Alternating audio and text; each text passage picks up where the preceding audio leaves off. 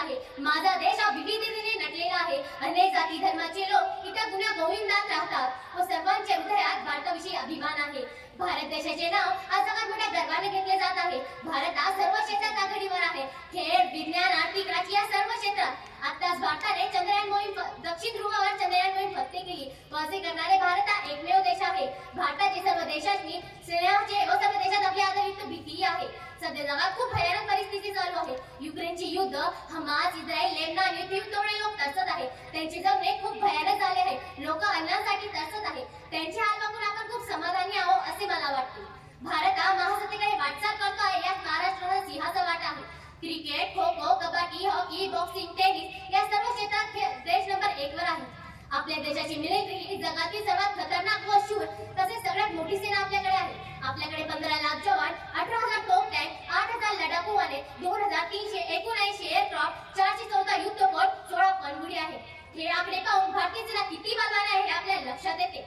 भारताला पै हात देण्यासाठी रशिया, अमेरिका या देशावर अवलंबून राहावे लागायचे. पण हा यात भारताने 33% घटवला व स्वतःच्या हत्यारे बनवण्याच्या कंपन्या सुरू केल्या व कोरोनासारख्या लसीचा शोध भारताने लावला आहे. 140 कोटी लोकांना लसी पुरवून भारताने अनेक राष्ट्रांना लसी पुरवठा केला आहे. भारत ही जगातील 5वी नंबरची आर्थिक महासत्ता आहे. सर्वात मोठे जागतिक बाजारपेठ हे भारत आहे. भारताने कृषी क्षेत्रात सुद्धा खूप मोठी प्रगती केली आहे. भारताचे सिंचन क्षेत्र 8.26 मिलियन हेक्टर आहे, जे जगात सर्वात मोठे आहे. व पेरण्यायोग्य जमिनीच्या बाबतीत सुद्धा भारत नंबर 1 वर आहे. भारत गहू उत्पादन, तांदूळ उत्पादनात जगात नंबर 1 वर आहे. भारत हा कपड्यासाठी लागणारा कच्चा माल, कंदमुळे, डाळी, शेती, मासे, अंडी, नारळ व बऱ्या भाज्या उत्पादन करणारा सर्वात मोठा देश आहे. कृषी क्षेत्र हे भारतीय अर्थव्यवस्थेचा कणा आहे.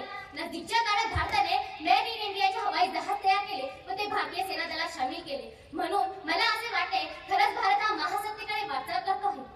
तर आपल्याला वेगवेगळ्या गोष्टींचा विचार करणे गरजेचे आहे. यात सैन्य, भारताचे आंतरराष्ट्रीय संबंध, भारताचा वैज्ञानिक संशोधन सहभाग या सर्व क्षेत्रात भारत आघाडीवरच आहे. यात वैज्ञानिक संशोधन म्हटले तर डॉक्टर होमी जहांगीर बाबा यांचे मोलाचे योगदान आहे. त्यांनी अणुऊर्जा आयोगाची स्थापना करून अणुचा वापर योग्य मार्गाने व्हावा असे ठाम मत संयुक्त राष्ट्रसभेत मांडले व अनेक ठिकाणी अणुभट्ट्या निर्माण करून त्याचा वीज निर्मितीसाठी उपयोग केला व पोखरण येथे पहिला अणुस्फोट घडून आणला आणि जगाला एक नवीन वैभव प्राप्त करून आणि भारताला एक नवीन वैभव प्राप्त करून दिले व अडचणीतून कशी मात करायची हे माझ्या भारताला माहित आहे. मुश्किलों से भाग जाना आसान होता है, मुश्किलों से भाग जाना आसान होता है, हर पहलू जिंदगी का इम्तिहान होता है. डरने वालों को मिलता नहीं कुछ जिंदगी में, डरने वालों को मिलता नहीं कुछ जिंदगी में, लड़ने वालों के कदमों में जहान होता है, लड़ने वालों के कदमों में जहान होता है. भारतातील अनेक उत्कृष्ट शास्त्रज्ञांनी अनेक वैज्ञानिक क्षेत्रामध्ये लक्षणीय प्रगती केली आहे. भारतीय शास्त्रज्ञ भौगोलिक भौतिकशास्त्रापासून ते जैविक तंत्रज्ञानापर्यंत क्षेत्र अत्याधुनिक संशोधन व विकासात आघाडीवर आहे. या सी.व्ही. Raman, doctor Homi Jehangir Bhabha, Jagdish Chandra Bose, Satyendranath Bose, Vikram Sarabhai, doctor APJ. Abdul Kalam यांचे नाव सांगता येईल. पण हे झाले शास्त्रज्ञांविषयी. जर अमेरिकेसारख्या देशात छत्रपती शिवाजी महाराजांचा अभ्यासक्रम शिकवला जात असेल तर आपण का करू नये? हे आपल्यासाठी अभिमानाची गोष्ट आहे व आज आपल्या देशाचे नाव जगाच्या कानाकोपऱ्यात घेतले जात आहे. भारताच्या महासत्तेच्या वाटचालीमध्ये शेतकऱ्यांचा मोठा हातभार. बाबू माझा शेतकरी अवघ्या जगाचा पोशिंदा असे मी मोठ्या गर्वाने म्हणू शकते. कारण नवीन तंत्रज्ञानाचा उपयोग करून शेतीच्या पिकात 10 पटीने वाढ करण्याचे काम भारतीय शेतकऱ्यांनी केले आहे. कोणी म्हणत असेल की भारत महासत्ता बनू शकत नाही तर त्यांच्या बोलण्यातच निराशा आहे. कोणी करण्याची उमेद नाही अशा लोकांकडून काय अपेक्षा करायची?